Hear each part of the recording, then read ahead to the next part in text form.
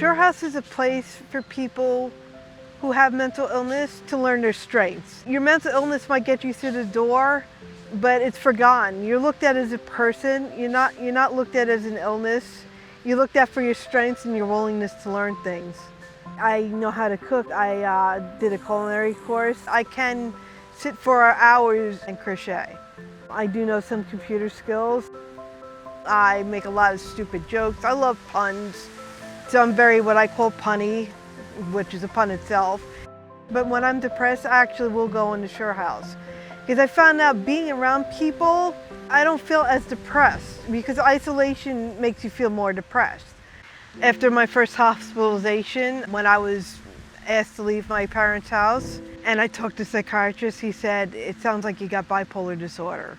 Bipolar is very much like a roller coaster ride. You could go from the euphoric highs to really bad lows.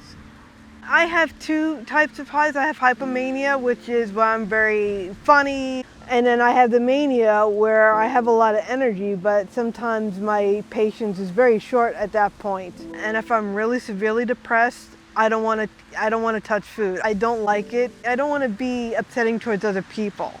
I'll try to explain, to bear with me. It's not who I am. It is my disease, unfortunately. It's the nature of the disease. A lot of families don't always understand that mental illness is not the person's fault and it's not a character flaw. Families kind of ostracize them and say, you did something to deserve this. They blame people with mental illness for doing something that causes a mental illness.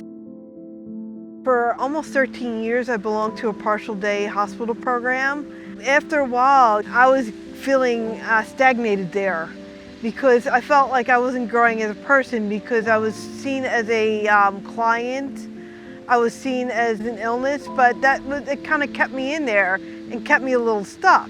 I went to House and I fell in love with it.